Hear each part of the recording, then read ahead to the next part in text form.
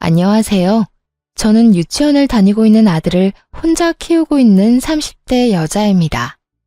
제 삶에 이혼은 없을 거라 확신한 만큼 결혼 생활 내내 남편을 믿고 의지했었는데요. 이런 저의 믿음과 확신이 무너지는 건 정말 한순간이더군요. 저는 남편의 외도 사실을 다름 아닌 돌이 갓 지났던 아들 덕분에 알게 되었는데요. 경악스러웠던 저의 이혼 이야기 한번 들어보실래요? 저와 남편은 결혼한 지 3년이 지나가던 부부였어요.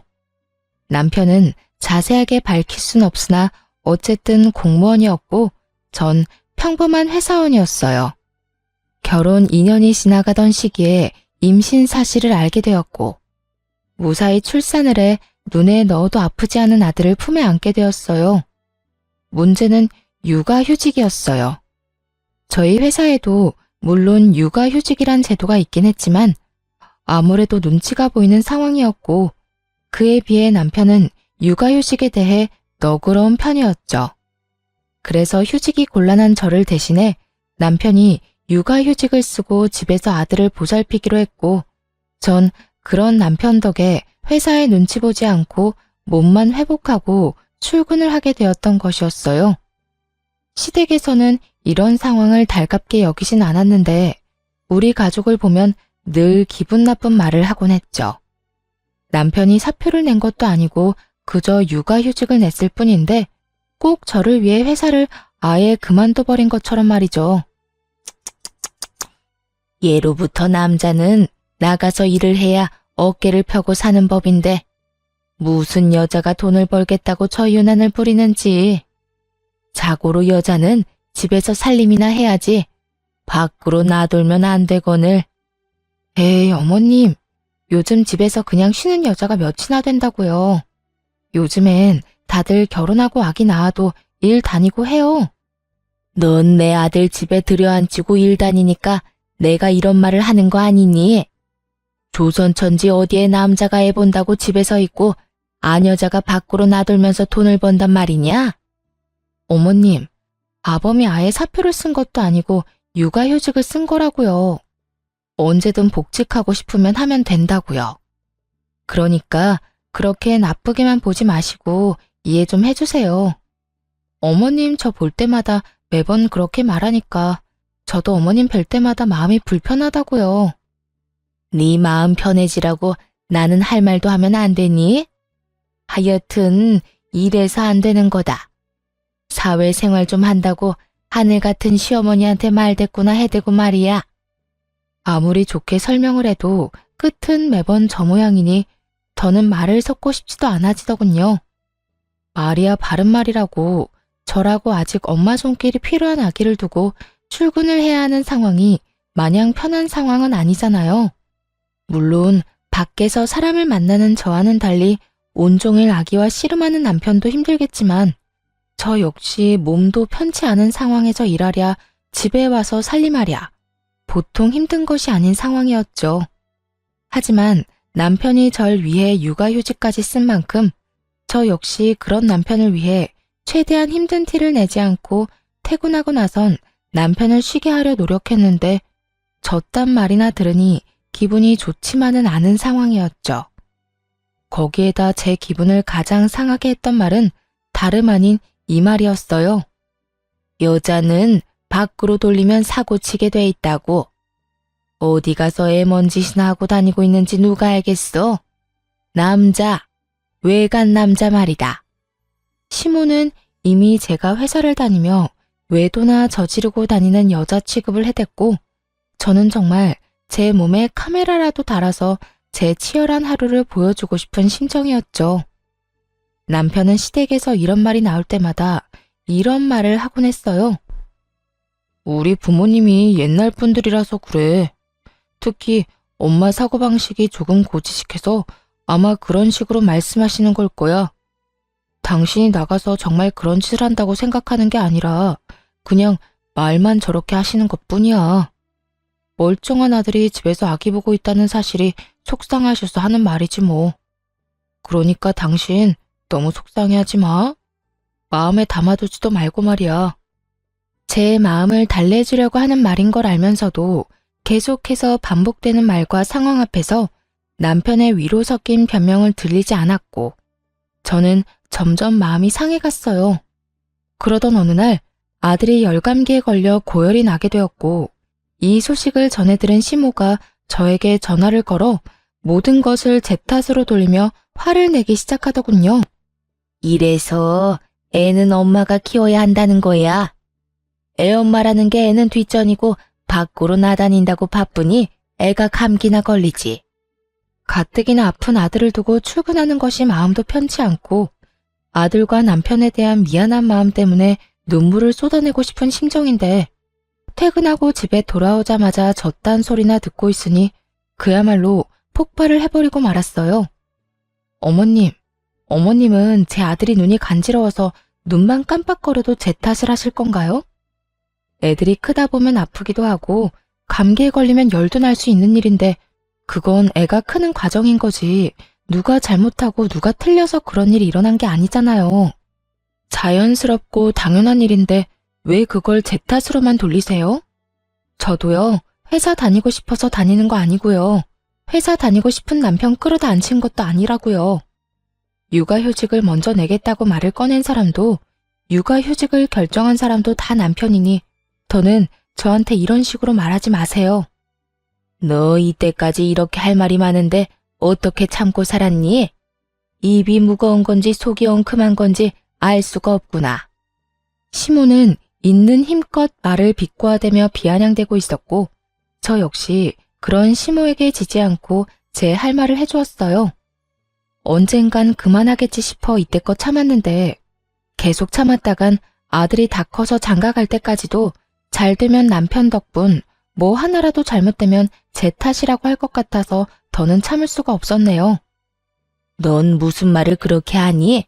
내가 또 언제 그렇게까지 네 탓만 했다고. 남들이 들으면 크게 오해하겠어. 난 전부 너를 걱정하는 마음의 한 말이었단다. 시모는 제가 한마디도 지지 않고 맞서자 그제야 한 발 물러서며 본인이 언제 그랬냐고 발뺌을 했고 전 그런 시모에게 조금 더 단호하게 경고 아닌 경고를 날려주었습니다.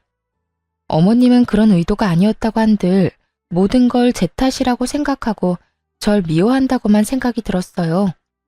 앞으로는 제가 이런 오해를 하지 않도록 어머님께서 조금 더 조심히 해주세요. 저 역시 그렇게 생각하지 않도록 노력할 테니까요. 그러면 들어가세요. 저는 그대로 전화를 끊어버렸고 남편은 그런 제가 심했다고 생각했는지 저에게 이렇게 말하더라고요. 꼭 그렇게까지 말했어야 했어. 엄마도 애가 아프니까 속상해서 하는 말이잖아. 이때까지 잘 참다가 갑자기 왜 그래? 내가 참기만 하면 어머님이 그만했을 것 같아? 아마 모르긴 몰라도 날 한평생 못 살게 굴었을 거라고. 난 절대 그렇게는 못 살아. 내가 무슨 죄를 지었다고 이런 말을 듣고 살아야 해? 당신이 나서서 막아줄 거 아니면 앞으로 아무 말도 하지 말고 지켜나 봐. 제가 이런 식으로 단호하게 말하자 남편도 가만히 있어주더라고요. 남편은 알았던 거죠. 제가 한 번 아니라고 생각하고 화가 나면 말릴 수 없다는 걸 말이죠. 남편은 더는 이 일을 입에 올리는 일은 없었고 시모 역시 여전히 저를 싫어하는 티가 나긴 했지만 모든 것을 제 탓으로 돌리는 태도는 점차 줄어들더군요. 그렇게 1년이라는 시간이 지났고 무사히 아들의 돌잔치를 마치고 난 얼마 뒤였어요. 남편은 슬슬 복직하고자 하고 있었고 아들을 잃은 시기에 어린이집을 보내야 한다는 사실을 친정엄마가 알게 된 모양이에요. 아이가 조금 더 클 때까진 봐주신다고 먼저 말해주셔서 한숨 돌린 상황이었죠. 남편의 복직이 결정되고 복직의 날이 다가오던 어느 날 남편의 생일 역시 맞물리게 되어 같은 사무실 동료들을 집으로 초대하게 되었어요. 남편이 육아휴직을 내는 동안 여러모로 고생 많으셨다는 의미로 미안함과 감사한 마음을 표현하기 위해 겸사겸사 마련한 자리였어요. 약속 시간이 되자 남편의 동료들이 집으로 찾아왔고 준비된 음식들을 먹고 있으니 낮잠에서 깬 아들이 나오더라고요. 당시 낯을 가리기 시작했던 터라 낯선 사람들의 모습에 울음을 터뜨리거나 곧장 전화 남편에게 다가가 안길 거라고 예상했던 제 생각과는 달리 제 아들은 한 여자 직원의 품으로 달려가 안기더니 이렇게 말하더라고요. 엄마! 어눌하지만 정확한 말 엄마였어요. 엄마, 아빠, 할미 정도는 할 줄 알았고 낯을 가린다는 것 자체가 익숙한 사람은 알아본다는 거잖아요. 분명 낯가림이 극에 달해있던 시기였는데 낯선 여자에게 안겨버리는 아들을 보고 있으니 참 의아하더라고요. 어머, 지혜씨가 애들한테 인기가 많나 보네. 어떻게 이 많은 사람 중에 단번에 지혜씨한테 가서 안기나?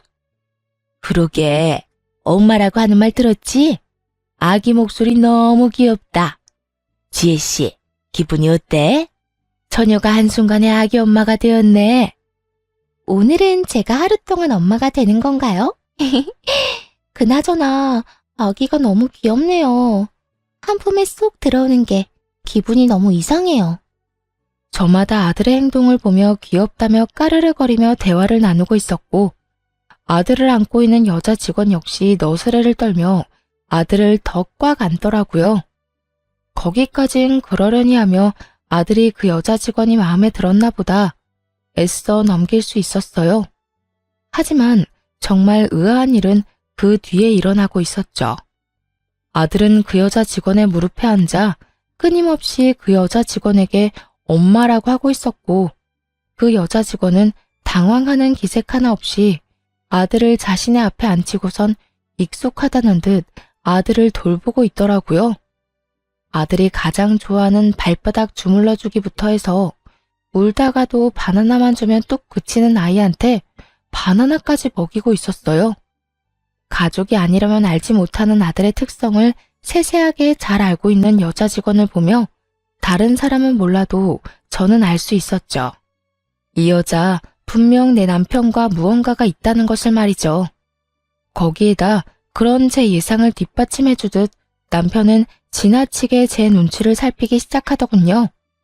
전 그런 남편을 보며 더욱 제 가설을 확신하게 되었고 표정 관리에 힘쓰며 무사히 식사 자리를 마무리하게 되었습니다. 손님들을 다 보내고 난 후 여전히 제 눈치를 지나치게 살피는 남편을 최대한 아무렇지도 않게 대하고 있었어요. 제 마음엔 99% 정도 그 여자가 그저 직장 동료가 아닐 거란 걸 확신하고 있었지만 혹시나 제가 큰 오해를 하고 있다면 그거 역시 그거대로 많이 곤란한 상황이 될 수 있을 테니까요. 전 표정 관리를 하며 오늘 하루 무사히 잘 넘겨 다행이라는 말을 하며 은근슬쩍 그 여직원 이야기를 꺼냈어요. 그 여자 직원 우리 아들 엄청 잘 봐주더라.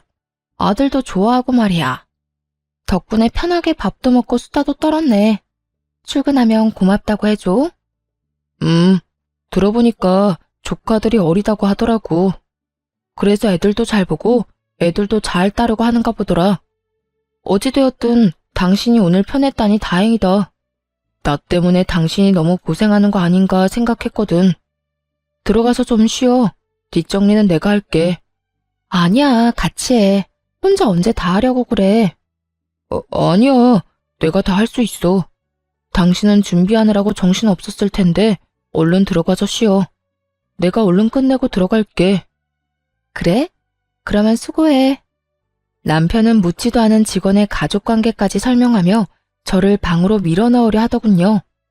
결국 남편에게 뒷정리를 맡기고 안방으로 들어와 버렸습니다. 아무리 좋게 생각해보려고 해도 의심스러운 정황에 한참을 고민하던 저는 아기가 태어나기 전 충동적으로 구매했던 홈 CCTV 2개를 꺼내들게 되었죠. 무선으로 몰래 숨기기 좋아 보였거든요. 하나는 남편이 거실을 치우는 사이 아기 수납장 맨 위 인형들 사이에 숨겼고 하나는 남편이 자는 사이 거실에 있는 수납장 안에 숨겨두었죠. 아예 신경을 쓰지 않고 보면 아무도 눈치채지 못할 정도로 몇 번이고 확인했고 그렇게 아무 일도 아무것도 모르는 척 일상생활을 잘하고 지냈죠. 어느덧 남편의 복직 일주일 전으로 다가왔지만 그때까진 아무리 CCTV를 살펴봐도 그 어떠한 의심스러운 장면이 없더라고요. 의심스럽기는커녕 아들을 보느라 고생인 남편을 보는데 안쓰러운 마음마저 들었어요. 남편은 긴 시간 외출하는 일이 거의 없었고 해봤자 아이와 함께 잠시 단지 내에 산책하러 간다거나 아이와 외출 시간이 길다 싶으면 함께 장을 봐서 오는 듯 양손 가득 먹거리를 사들고 들어오더라고요. 그런 남편의 생활을 지켜보고 있자니 괜한 사람을 오해한 것 같아 죄책감마저 느껴지더라고요.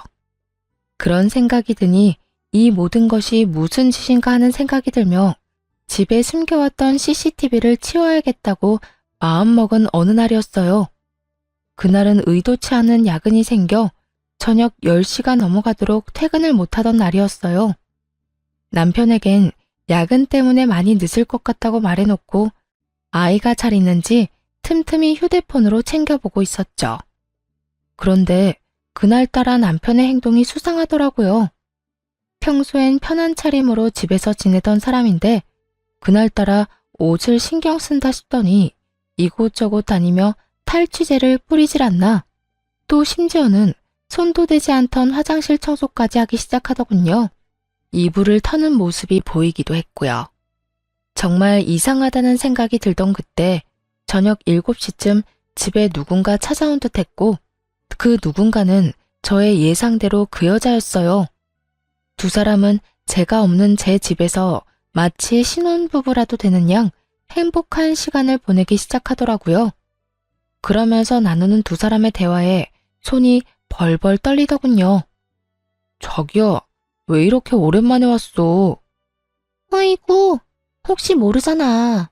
일도 바쁘기도 했고 그날 주원이가 나한테 엄마라고 하면서 내 무릎에 앉는데 내가 태어난 척했지만 정말 깜짝 놀랐다니까. 자기 부인은 아무 말도 안 했어? 내가 말했잖아. 그 여자 눈치가 진짜 없다고. 그날도 무사히 잘 넘겼다고. 자기 덕분에 밥 편하게 먹었다고 오히려 고마워하더라니까. 그나저나 나도 깜짝 놀랐지 뭐야. 엄마라고 하라고 시키긴 했지만 집사람 앞에서도 자기한테 엄마라고 할 줄은 전혀 몰랐잖아. 남편은 아들의 머리카락을 쓰다듬으며 상간녀를 보고 웃고 있었고 상간녀 역시 남편과 눈을 마주하며 웃는가 싶더니 아들을 끌어안고 경악스러운 말을 하기 시작했어요. 그러니까 우리 주원이가 참 똑똑하다니까. 주원아, 엄마 해봐. 엄마. 그래 주원아, 지금부터 익혀둬. 네 엄마가 될 수도 있으니까 말이야. 남편과 상간녀는 제 아들을 붙잡고 엄마라고 말하라며 시키고 있었고 아직 아무것도 모르는 아들은 그저 맑게 웃고 있더라고요. 그 모습을 보는데 정말 눈이 돌아버릴 것만 같은 기분이었어요. 그게 끝이 아니에요. 상간녀는 옷방으로 들어가 편한 옷까지 갈아입고 나와선 집 주인인 척 행세를 하는데 정말 집으로 당장 뛰어가고 싶은 심정이었어요. 그 모든 장면을 보는데 왜 제 아들이 상간녀에게 엄마라고 부르며 살갑게 굴었는지 알 것만 같더라고요. 기특하고 똑똑하다며 아들에게 관심을 주는 것도 잠시. 둘만의 시간을 보내기 시작하자 아들은 방에서 혼자 놀고 있으라며 뒷전이 되어버렸고 두 사람은 그저 세상에 둘만 남은 사람처럼 시간을 보내더군요. 그런데 자기야, 자기 정말 이혼할 거야? 너? 자기가 원하면 이혼이든 뭐든 다 할 수 있지. 자기는 내가 이혼하고 자기랑 살았으면 좋겠어? 나야 그러면 좋지. 이혼을 하더라도 최대한 조용하게 잡음 없이 해야 해. 당신 부인이 알면 위자료는 둘째치고 우리 일에도 지장이 생길 수도 있다고. 그래, 나도 알아. 그런데 집사람은 걱정도 하지 마. 지금쯤 아무것도 모르고 열심히 일만 하고 있을 테니까 말이야. 어쨌든 나도 조용히 빠르게 이혼할 수 있는 방법을 찾고 있으니까 조금만 더 기다려줘. 당연하지. 언제까지든 기다릴 테니 이혼하고 오기나 해. 두 사람은 제가 모든 것을 듣고 보고 있다는 사실은 상상치도 못한 채 저와의 이혼을 계획하고 있었고 그 모습을 보는 저는 분노로 몸이 다 떨려왔어요. 그렇게 전 모든 상황들을 보며 이혼을 결심하게 되었고 아들을 뺏기지 않고 보호하고자 계획을 세우게 되었죠. 들어보니 남편은 아들을 본인이 키우고 싶어 하는 것 같았고 상간녀는 그런 남편의 말에 동의하는 척은 하지만 진심은 그게 아닌 듯 했습니다. 남편이 잠시 화장실을 가거나 하면 다가오는 아들을 밀어내기 바빴으니까요. 모든 증거를 확보한 저는 회사를 며칠 쉬기로 하고 변호사를 만나며 이혼을 준비하기 시작했어요. 남편의 외도로 비롯된 이혼이기도 하고 상간녀의 행동, 남편이 아들이 있는 장소에서 외도를 저지른 점, 거기에다 두 사람의 시간을 보내느라 우는 아들을 그냥 방치한 점 등 여러 가지 증거로 볼 때 양육권은 제가 가지고 올 확률이 거의 확실하다고 했지만 더 확실하게 양육권을 가져올 증거가 필요했어요. 그래서 남편을 시댁으로 불렀고 시댁에서 확실하게 제 양육권을 확보하기로 했죠. 아들을 친정에 맡기고 온 남편이 시댁으로 들어왔고 전 남편 놈이 들어오자마자 남편의 싸대기를 시원하게 날려버렸죠. 순식간에 일어난 일에 남편과 시모는 멍하니 보고만 있었고 시모는 목덜미를 잡고 개거품을 물고 있더라고요. 너 이게 무슨 짓이야? 감히 내 앞에서 누구 얼굴에 손을 대는 게야? 네가 정녕 미친 거야? 어머님, 미친 사람은 내가 아니라 이 사람이에요. 제 말에 남편은 억울하다는 듯 저를 보며 득달같이 따지고 들기 시작했어요. 내가 뭘 잘못했는데 다짜고짜 이러는 거야? 내가 갑자기 왜 이러는지 조금도 짐작이 안 가니? 그만큼 당당한 거야? 아니면 워낙 잘못한 게 많아서 뭘 말해야 할지도 모르겠는 거야? 말을 해. 당신이 아무 설명도 없이 이러는데 내가 어떻게 알아? 정확히 설명을 해보란 말이야. 아, 그래? 그러면 이거 좀 볼래? 여전히 아무것도 모르겠다는 표정으로 피해자인 척하는 남편을 향해 미리 영상분을 캡처해 뽑은 사진을 남편의 얼굴에 냅다 던져버렸어요. 땅바닥에 떨어진 사진을 봤는지 남편 얼굴이 점점 사색이 되어 가더라고요. 당신 아주 대범하더라. 감히 우리 집에서 이딴 짓을 해? 그것도 내 배 아파서 난 내 자식 앞에서? 네가 이러고도 인간이야? 이게 아빠라는 인간이 할 짓이냐고. 차라리 애를 맡기고 밖에서나 만나서 놀아야지. 이게 도대체 뭐 하는 짓이야? 여보, 그게 아니라 내 말 좀 들어봐. 그게 아니긴 개뿔. 이미 다 듣고 이미 다 봤어. 너 나랑 이혼한다며? 최대한 조용하고 잡음 없게 이혼을 해? 누구 맘대로. 내가 너랑 이 여자 가만둘 것 같아? 저는 고함을 질러버렸고 시모는 빠르게 다가와 바닥에 떨어진 사진을 주워 들더라고요. 사진을 쥔 시모의 손이 덜덜 떨리고 있었는데 그런 손과는 달리 표정은 애써 평온한 척 연기를 하기 시작했어요. 그 상황에서도 어떻게 해서든 남편에게 불리한 상황을 만들기 싫어 악착같이 괜찮은 척, 아무렇지 않은 척, 태연한 척 연기를 하는 것이었죠. 그렇게 한참 마음을 가다듬던 시모는 태연한 목소리로 말했어요. 그래서 어쩔 거니? 애도 있는데 이까진 일로 이혼이라도 할 거니? 남자들 사회생활 하다 보면 이런 실수 한두 번은 다들 하고 살아. 남편이 바람 좀 피웠다고 이혼하면 이 세상에 나만 아는 부부가 있을 거라 생각해? 어머님 같으면 다른 여자랑 바람나서 언제 이혼할까 날짜 세고 있는 남자랑 살 수 있어요? 나 때는 다 그러고 살았다. 두 집 살림쯤은 기본으로 참고 살았어. 그건 그때고 지금은 아니잖아요. 어머님은 이해하고 살 수 있을지 몰라도 저는 제정신이 올바르게 박혀 있어서 절대 그렇게는 못 살겠네요. 당장 이혼할 겁니다. 시모는 단호한 제 태도에 콧방귀를 끼며 제 예상에서 한치도 벗어나지 않는 말을 하기 시작하더군요. 그래? 네 뜻이 정 그렇다면 이혼하거라. 너랑 이혼한다고 한들 우리 아들이 혼자 살 것도 아니고 말이야 바른 말이라고 그냥 평범한 회사원인 너보단 같은 공무원 며느리가 나도 좋겠네. 이혼은 해도 되는데 단 내 손주는 네가 못 데리고 간다. 그건 네가 무슨 말을 하고 네가 어떤 수를 써도 절대 안 되는 일이니 그렇게 하라. 이미 예상했던 대로 흘러가서 그런가 저딴 말을 들어도 놀랍지도 않더라고요. 전 그런 시모의 말에 눈 하나 깜빡하지 않고 준비한 말을 꺼냈어요. 그러죠 뭐. 여자 혼자 아들 키우는 게 어디 보통 일이겠어요? 그렇게 원하신다면 제 아들 데리고 가서 잘 키워보세요. 그런데 어머님, 새며느리 될 이 여자도 과연 어머님이랑 같은 생각일까요? 나이도 어려 직업도 공무원이라 앞날이 창창한데 이혼남인 것도 모자라 애까지 있다고 하면 글쎄요. 지금은 사랑에 눈이 멀어서 앞뒤 재지 않고 이딴 짓까지 한다고 쳐도 막상 정말 이혼까지 하고 애까지 키워야 한다고 하면 그 여자가 순순히 받아들일지는 잘 모르겠네요. 뭐야? 지금 네 말은 그 여자가 내 손주를 안 키워주기라도 할 거란 말이야? 그렇잖아요. 어머님 같으면 직업도 공무원에 나이도 어린데 이혼남도 모자라 애까지 키워야 한다고 하면 그런 결혼할 것 같아요. 제가 본 게 좀 있어서 그러는데 그 여자 절대 제 아들 제대로 안 키울 거예요. 우리 집에 나 몰래 왔을 때도 남편이 화장실 가니 애는 나 몰라라 하던데요, 뭘. 이렇게 바득바득 우겨서 데려간 아들 다른 데는 맡기지는 못할 거고 그렇다고 해서 어머님이 이제 걷기 시작한 애를 도맡아 키울 수는 없을 텐데 그래도 손주가 아까워서 저에게 못 주겠다고 하면 하늘 수 없죠. 제가 포기할게요. 시모는 제 말을 가만히 듣고 있더니 일리가 있다 싶었는지 순식간에 말을 뒤집더군요. 아, 아니다.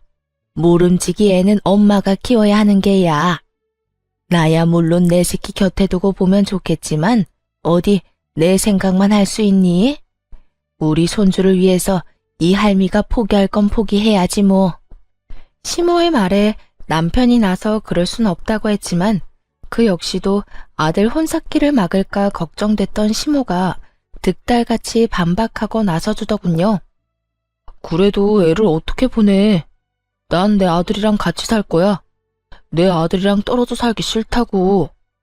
이 녀석아, 조용하지 못해? 애야 한 번씩 보면 되지만 넌 이혼해서 혼자 어떻게 살 거야?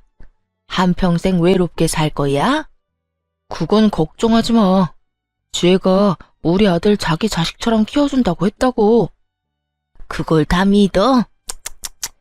지금이야 너한테 눈이 멀어서 애가 어려도 뭐든 다 하겠다고 말하겠지만 막상 너 이혼하고 네가 아쉬운 처지 돼봐라. 그때도 네 말처럼 애 키운다고 말이 나올지. 그리고 너희 살면서 애라도 생기면 어떻게 할 거야? 여자는 제 배 아파 낳은 자식한테 손길 눈길 한 번씩은 더 가게 되는 법이야. 설마 우리 지혜 그런 여자 아니라고. 그런 여자라서 그렇게 행동하는 게 아니라 그런 상황이니 그렇게 행동할 수밖에 없다는 걸 왜 몰라 이 녀석아. 괜히 애 때문에 상황 시끄럽게 만들지 말고 그냥 넌 홀가분하게 애 주고 와서 깨끗하게 새 출발해. 시모의 반박 불가한 말에 남편은 어느새 수긍하며 고개를 끄덕이고 있었고 전 마음속으로 쾌재를 불렀습니다. 만약 그럼에도 시모와 남편이 양육권을 가지려 우겨대면 읊어주려고 미리 작성해왔던 변호사님의 자문도 주머니 속에 있었거든요. 뭐 귀찮은 일은 덜었던 것이었죠. 그래, 그러면 우리 아들 양육권은 당신이 가져. 그 대신 우리 아들 잘 키워야 한다. 정말 잘 키워야 해. 어쩔 수 없지 뭐. 그런 걱정은 하지도 마. 그래도 내가 엄만데 남보다 내가 더 지극정성으로 키우지 않겠어? 당신은 이상한 걱정하지 말고 이혼이나 잘 준비해. 그렇게 양육권 문제도 마무리되었고 그 자리에서 양육권 포기 각서도 받았습니다. 물론 양육권을 포기한다는 모든 대화 내용도 녹음을 따로 해두었고요. 양육권을 확보하게 된 저는 이혼 절차에 박차를 가했고 소장이 다 작성되던 그날 바로 이혼 서류와 상간녀 소장을 가지고 직접 남편과 상간녀가 일하는 사무실로 찾아갔습니다. 그날은 남편의 복직 첫날이었기에 여러모로 기념스러운 날이 되려고 그날로 정했던 것이었죠. 아침 일찍 사무실로 찾아가니 때마침 사람들이 다 모여 남편의 복직을 환영하고 있더라고요. 이혼도 코앞으로 다가왔겠다. 회사 복직도 했겠다. 입이 찢어질 듯 웃고 있던 남편과 상간녀는 저를 보자마자 얼굴이 새파랗게 질려가더군요. 당신 여기까지 무슨 일이야? 무슨 일은 직접 줄 게 있어서 이렇게 왔지. 이렇게 말한 저는 손에 들린 서류 봉투를 흔들었고 남편은 어떤 것임을 짐작했는지 저를 끌고 나가려고 안간 힘을 쓰더라고요. 이렇게 쉽게 끌려나가려고 그 아침 대바람부터 찾아온 것이 아니었잖아요. 전 초인적인 힘을 발휘해 남편을 뿌리치곤 남편의 얼굴엔 이혼 서류를, 상간녀의 손엔 상간녀 소장을 쥐어줬어요. 이건 당신 거고 이건 그쪽 거. 보면 알겠지만 당신한테 준 건 이혼 서류고 그쪽한테 준 건 상간녀 소장이야.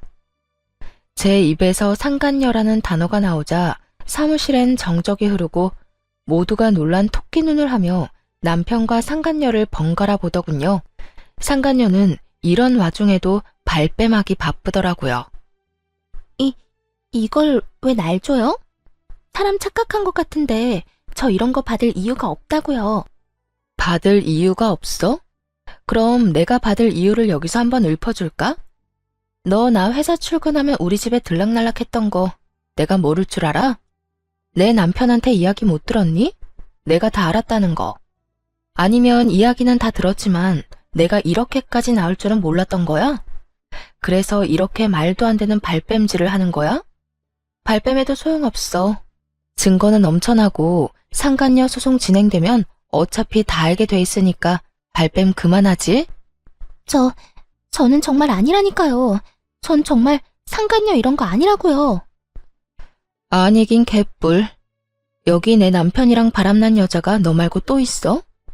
헛소리 그만하고 소장 주인 제대로 찾아간 거 맞으니까 내용 잘 읽어보고 위자료나 제대로 준비해. 알겠어? 상간녀가 아무 말도 못하고 몸만 부들부들 떨고 있으니 남편은 도저히 안 되겠다 싶었는지 다시금 저를 바깥으로 잡아 끌기 시작하더군요. 이제 모두가 알게 되었는데 대체 무슨 뻔뻔함으로 나를 잡아 끄는 건지. 그 손길이 너무 더럽고 추악하게 느껴졌던 저는 팔을 신경질적으로 쳐내며 말했죠. 이거나 어디서 감히 내 몸에 손을 대? 네가 가지 말라고 해도 내 할 일은 다 했으니 이제 갈 거야.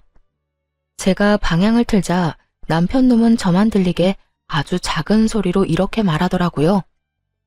갈 때 가더라도 사람들한테 다 오해라고 설명하고 가야 할 거 아니야. 이대로 가면 나랑 지혜는 어떻게 해? 당신 때문에 일 그만두게 되면 당신이 책임질 거야? 어쩌면 인간이 이렇게나 뻔뻔할 수가 있는지 그 순간 멍하더라고요. 어쩌다가 인간이 이렇게까지 변했나 싶기도 하고요. 어이없다는 듯 남편을 쳐다보다 큰 소리로 고함을 치고 사무실을 나와버렸습니다. 야, 뭐? 오해? 너랑 저 여자 바람 피운 증거가 차고도 넘치는데 오해는 무슨 오해야. 그리고 너희가 불륜 저질러서 일 못하게 된 걸 왜 나한테 책임을 지래? 정신 차려. 내 인생 망친 너희들이 나한테 어떻게 해줘야 하지. 너희한테 내가 해줄 건 복수 말곤 없다 이거야. 할 일을 무사히 마친 저는 집으로 돌아와 버렸고 그 후 본격적인 이혼이 진행되었어요. 저는 두 사람 모두에게 위자료를 받게 되었고 양육권 재산 분할까지 제가 원하는 대로 이혼을 마쳤죠. 전 남편과 상간녀는 불륜 사이가 기정사실화되었고 당연히 내부 징계를 통해 힘들게 공부해서 된 공무원이란 직업을 그만두게 되었죠. 그렇게 직업만큼은 지키고 싶어 하더니 제 계획대로 다 이루어져서 얼마나 기뻤는지 모릅니다. 재판을 통해 이혼이 확정되는 날 전 남편과 상간녀가 백수신세가 되었단 걸 알았는지 시모에게 전화가 와 온갖 악담을 퍼부어대더군요. 네가 그러고도 사람이야? 그냥 조용히 이혼이나 하면 되지. 거길 왜 찾아가서 우리 귀한 애들 백수로 만들고 난리야? 너 어떻게 책임질 거야? 우리 아들이 몇 년을 공부해서 어떻게 된 공무원인데? 네가 다 책임져. 네가 다 책임지라고. 내 진짜 개념 없는 아줌마인 건 알고 있었지만 이 정도인 줄은 몰랐네. 잘못을 했으니 그 모양 그 꼴이 된 걸 왜 나한테 책임지래요? 공무원이나 되는 양반이 불륜 저지르고 조강지쳐 버릴 생각이나 하니까 그 모양 그 꼴이 된 거라고요. 너 지금 말 다 했니? 개념이 없어? 개념은 네가 없겠지. 양육권도 넘겨줬으며 고맙다 하고 조용히 이혼해주면 다 좋았을 일을 이렇게까지 일을 키워서 내 아들 앞일까지 망쳤어야 했어? 시모는 본인이 한 말이 기억도 나지 않는 것인지 양육권을 저에게 인심 써서 넘겨줬다는 듯 말하더군요. 그 어미의 그 자식이라더니 두 사람 다 한 채의 틀림도 없이 정신을 못 차리고 말이죠. 말은 똑바로 하세요. 양육권을 준 게 아니라 혹시나 그 귀한 아들 재혼하는데 걸림돌이 될까봐 떠넘겨버린 거 누가 모를 줄 알아요? 떠넘기긴 누가 떠넘겼다고 그래? 내가 그때도 말했다시피 애는 엄마가 키우는 게 맞으니까 마음이 아파도 보낸 거였다. 어디 그 말만 했나요? 애는 홀가분하게 엄마 줘버리고 깨끗하게 새 출발하고도 했잖아요. 그 말이 네 발목 잡기 전에 보내라는 말이랑 뭐가 다른가요? 이거 봐라. 네가 이렇게 말꼬리를 물고 늘어지니 내 아들이 바람이 난 게지. 남자가 나가서 바람 피우는 데는 다 여자 때문이지 무슨 이유가 있겠니? 그러니까 너도 내 아들 욕하고 다니지 말고 네 반성이나 하면서 살아.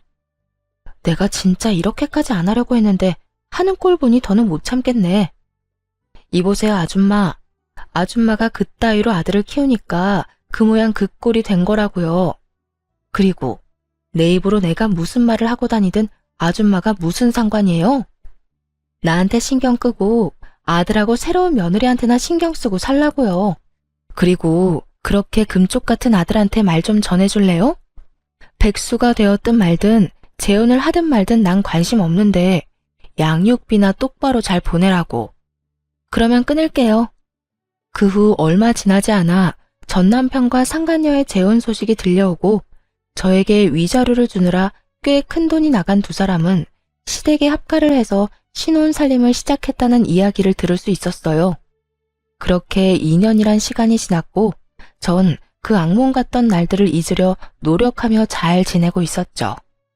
이사도 해버렸고 연락처도 진작 바꿔버려 더는 연이 닿을 일이 없을 거라 생각했는데 술에 취한 전 남편이 새벽에 집으로 찾아온 것이 아니겠어요?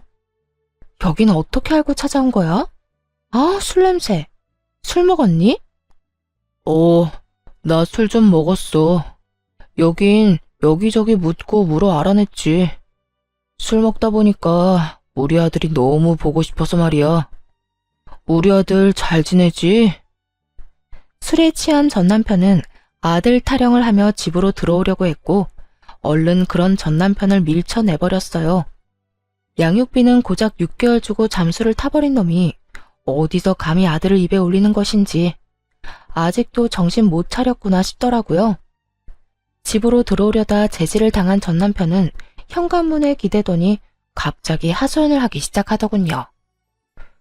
나 와이프랑 하루가 멀다고 싸운다. 요즘 같아선 이렇게 싸우려고 그 꼴을 다 보고 재혼을 했나 싶다니까. 그렇게 좋아 죽어서 아들까지 버리고 이혼했으면 보란듯이 잘 살기나 하지 싸우기는 왜 싸워? 그러게나 말이다. 내가 두 여자 사이에서 피말라 죽을 것만 같아. 엄마는 엄마대로 잘 살고 있는 아들 인생 말아먹은 여자라고 와이프 구박하고 와이프는 와이프대로 멀쩡한 처녀 꼬셔서 이 모양 이 꼴로 살게 만든 게 누군데 누구 보고 책임 전가하냐고 따져묻고 어느 사람도 지려고 하질 않는다니까. 그렇게 싸우고 나면 그 화를 우리 방까지 가지고 와서 나한테 짜증을 내니 우리도 싸우게 되고 내가 요즘 정말 미치겠다. 전 남편은 웃기지도 않게 저에게 부부싸움을 한 이야기를 꺼내더군요. 그래서 요즘 그렇게 싸운다고 하소연이나 하려고 찾아왔니? 그것도 이 새벽에? 아니, 그렇게 힘들다 보니 우리 아들이 너무 보고 싶더라고. 그래서 찾아왔지. 그래서 말인데 잠시 얼굴만 좀 보여주라. 응? 밀고 들어오려는 전 남편을 최선을 다해 막아서며 양육비 이야기를 꺼냈죠. 얼굴 같은 소리 하네. 내가 너 양육비 청구 소송하려다가 네 인생이 불쌍해서 참고 있는 거야. 이때껏 밀린 양육비 일시불로 내놓을 거 아니면 헛소리 하지 말고 얼른 가라. 아랑곳하지 않고 술주정을 부리기 시작하더군요. 이미 정신이 나가버린 상태인 듯했고 주머니를 뒤져 전 남편의 휴대전화로 상간녀에게 전화를 걸었어요. 지금 시간이 몇 시인데 안 들어오고 뭐해? 그러게, 지금 시간이 몇 시인데 네 남편 지금 우리 집 현관문 앞에 퍼지고 앉아서 술주정 부리고 있다. 얼른 와서 좀 치워줄래? 제 말에 상간녀는 노발대발하며 고함을 질러댔고 전 주소를 알려주며 그렇게 고함을 지를 시간에 얼른 와서 이 인간 쓰레기나 빨리 치우라고 해버렸죠. 그렇게 전화를 끊고 얼마 지나지 않자 임신을 했는지 배가 꽤 나온 상간녀가 화를 내며 오더라고요. 이게 도대체 무슨 일이야? 두 사람 나 몰래 만나고 있었어요? 두 사람 재결합이라도 하기로 했냐고. 내가 미쳤어? 이딴 인간이랑 재결합하게. 그러면 내 남편이 왜 여기 있어요, 왜? 나한테 복수라도 하려고 내 남편 끌어들였어요? 너도 당해봐라 이거냐고요. 야, 가지라고 해도 안 가고 오라고 한 적도 없거든? 알려준 적도 없는 집 찾아와서 이러는데 나보고 어쩌라는 거야? 난 네 남편한테 아무런 감정도 없으니까 제발 좀 데리고 가고 앞으로 네 남편 단속이나 좀 잘해. 다음에 또 이딴 식으로 찾아오면 경찰에 신고할 거라고 꼭 좀 전해주고. 상간녀는 저를 한번 쏘아보더니 전 남편을 흔들어 깨워 질질 끌고 집으로 돌아가더군요. 그 꼴 참 보기 좋다 싶었네요. 그 후 들리는 전 남편은 또 제 번호를 어떻게 알았는지 연락이 와선 친절히 그 뒷이야기를 전해주더라고요. 당신 도대체 내 와이프한테 그날 뭐라고 한 거야? 혹시 뭐 오해할 만한 이야기 했어? 오해? 무슨 오해? 너랑 나 사이에 남은 오해라도 있니? 난 그저 네 남편 술 많이 취해서 이러고 있으니 데리고 가라고 했을 뿐이야. 아, 나한테 개거품 물길래 남편 단속이나 잘해라고도 했네. 별 말도 안 했는데 내 와이프는 왜 그러는 거야? 당신하고 나하고 다시 만나는 게 분명하다면서 흥신소에 의뢰를 해서라도 증거 잡아낼 거라고 난리를 부리는데 나 정말 미치겠다고. 도대체 우리 집이랑 전화번호 누가 알려줬는지 모르겠는데 이딴 말이나 하려고 전화했니? 술도 다 깬 것 같으니까 다시 한번 말할게. 너 나한테 연락하고 찾아오려거든 밀린 양육비 다 내놔. 양육비는 꼴랑 6개월 주고 입 닦아놓고선 어디서 양심도 없이 연락질이야? 네 부인이랑 싸우든 말든 난 관심도 없으니까 찾아오지도 말고 연락도 하지 마. 한 번만 더 연락하거나 찾아오잖아? 경찰에 신고는 물론이고 바로 양육비 청구 소송 들어갈 테니까 그렇게 알아. 전 전화를 끊어버리고 차단을 해버렸고 그 후 다른 소식이 들려오더군요. 상간녀의 광기 어린 집착에 결국 전 남편도 폭발을 했는지 큰 싸움이 되어버렸고 화가 머리끝까지 난 상간녀는 전 시댁을 뒤집어 엎어버리고 짐을 싸서 나가버렸다고 하더라고요. 전 시모는 그 모습을 보곤 목덜미를 잡고 뒤로 넘어가 버렸고 세상에 다시 없을 사랑이라고 자부하던 두 사람은 이혼을 하게 되었다고 합니다. 뱃속에 아기까지 있는데도 말이죠. 그렇게 사랑해서 모든 걸 다 버리고 결혼까지 하더니 그 사랑의 결말이 겨우 가정 파탄이라니. 역시 불륜 커플에 어울리는 결말이다 싶었네요. 그러게 바람 피운 게 뭔 죄냐며 창피한 줄 모르고 나댈 때 알아봤죠. 그 후 전 잘 지내고 있습니다. 몇 년이라는 시간이 또 지났고 아이는 이제 유치원에 다니고 있어요. 그리고 또 전해드릴 좋은 소식은 제가 결혼을 앞두고 있다는 것이에요. 제가 만나는 남자는 회사 거래처 사람으로 알고 지낸 지는 오래된 사람이에요. 이혼을 하고 3년 뒤쯤엔가 우연찮은 계기로 밥을 함께 먹게 되었고 이런저런 이야기를 나누다 가까워졌죠. 처음엔 그저 친구처럼 지냈는데 어느 날 갑자기 예비 남편이 고백을 해오더라고요.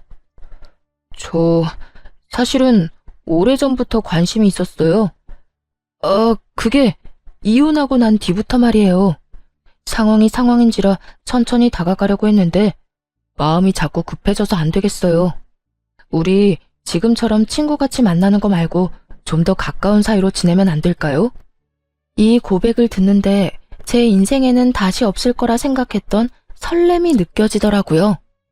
그래도 애까지 있는 돌싱녀에겐 너무 아까운 사람이라는 생각에 그저 안 된다고 밀어냈는데 그런 저를 끝까지 잡아주더라고요.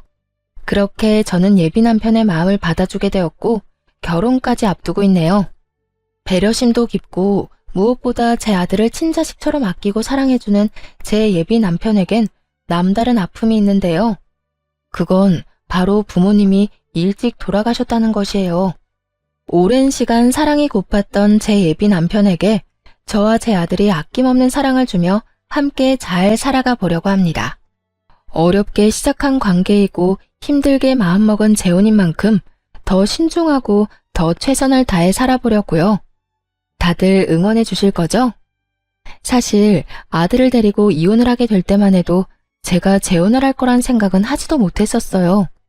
하긴 예상하지 못한 이혼도 했는데 재혼은 못하란 법은 없긴 하죠. 어쨌든 이혼할 때까지만 해도 여자로서의 제 삶은 끝이 났고 오로지 엄마로서의 삶만 남았다고 생각했는데 그건 또 아니더라고요. 그렇다고 해서 이혼을 하고 난 후 아들과 살던 시절이 행복하지 않았던 건 아니었지만 새 사람이 되고 나니 그 행복은 배가 되어 돌아왔어요. 제가 이런 말을 하는 이유는 바로 저와 비슷한 상황에 계신 분들 때문인데요. 아이가 있기 때문에 한 번의 실패 때문에 등등 많은 이유로 새 출발을 생각도 하지 않는 분들이 많더라고요. 그런 분들께 말씀드리고 싶어요. 자녀분을 홀로 양육하고 있다는 건 그만큼 사랑이 넘치고 책임감이 있다는 뜻이고 이혼을 했다는 건 손가락질 받거나 욕먹을 일이 아니란 것이에요. 아무 잘못도 없는 우리가 한 발 내디뎌 행복해야 하는 건 당연한 거 아닐까요? 다들 행복하세요. 제가 응원할게요. 긴 사연 함께 해주신 분들 감사합니다.